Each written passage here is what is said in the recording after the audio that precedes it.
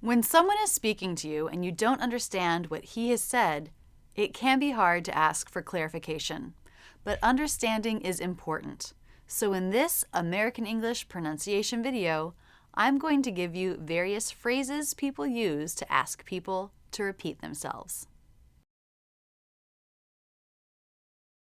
When I've lived abroad, learning how to say, "What?" politely was one of the first things I did.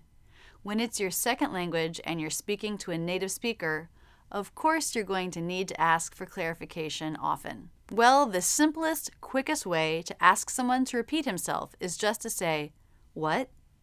It's not impolite, but it's best to use this with people you know. With people you don't know or people you have a formal relationship with, like your boss, there are more polite phrases you can use. But to start, let's talk about what. Your intonation here is very important. Intonation being the melody of your voice. You must make it go up in pitch at the end. Otherwise, it has a different meaning. What? What? Curve up. What? Notice I'm putting a stop T at the end. That's the way Americans pronounce that. What? What? Stopping the air in the throat, closing the mouth. What? If you make your voice go down in pitch, what? What? What? What? Then you're saying something like, "Why are you looking at me like that?" For example, let's say I'm pregnant, which I'm not anymore, and I'm at a restaurant with my husband. I order 2 entrees, an appetizer, and a dessert, and he looks at me like this. I might say, "What? I'm pregnant and I'm starving." What? With the intonation going down.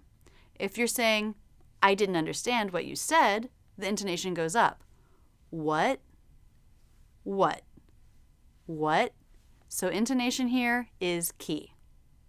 What else can you say? A bit more polite would be, "Pardon?" or "I beg your pardon?" or "I'm sorry?" Notice for all of these, the pitch goes up at the end. They're questions written with question marks. "I'm sorry" means "I didn't understand. Please repeat yourself." "I'm sorry," pitch goes down, is an apology. Let's go over the pronunciation of pardon. Pardon. We start off with the P consonant. P, p, pa, pa. Small burst of air right into the vowel. It's the ah as in father vowel. Drop your jaw and keep the tongue tip forward before pulling it back for the R. Par, par. One mistake non-native speakers make is they pull the tongue back right away. Purr, purr, purr. Pa, par, par. Practice that with me slowly.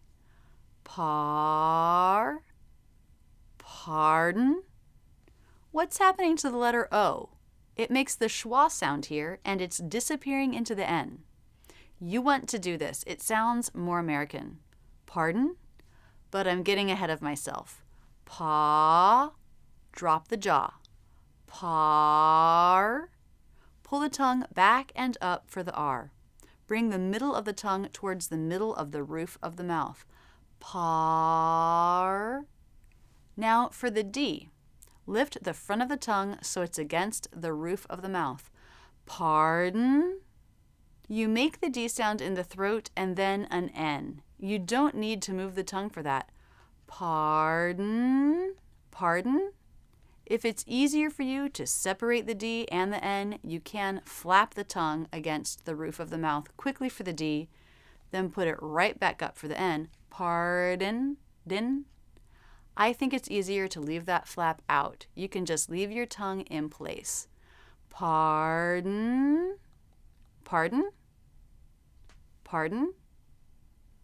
Make sure you make that second syllable very quickly. It's an unstressed syllable. Pardon? I beg your pardon? Most native speakers would blow through I beg your pardon. and make pardon the clear, stressed word. I beg your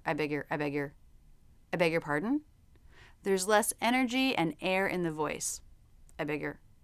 Notice your is reduced to your. I beg your pardon? I beg your pardon? I'm sorry.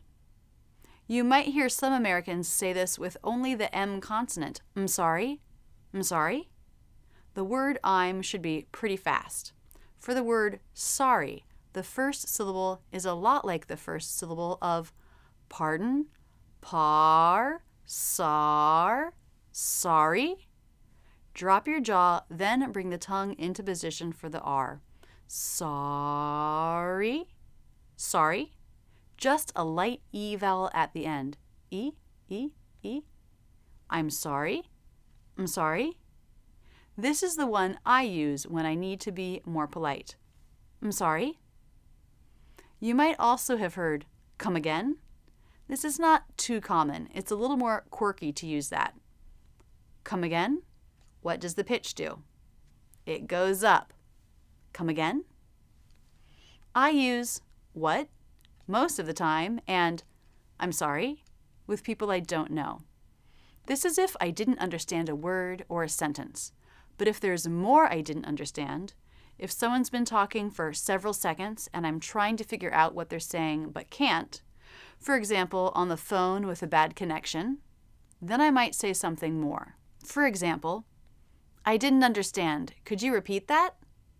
Statement, then a question. I didn't understand. Could you repeat that? Or, I didn't catch that. Can you say it again? I didn't catch that is an idiom that means I didn't understand or I didn't hear what you said. Literal meaning, I didn't catch that. Idiomatic meaning, what? I hope this video helps. It's good to prepare phrases to have in certain situations. Memorize and practice the pronunciation of what and pardon or I'm sorry.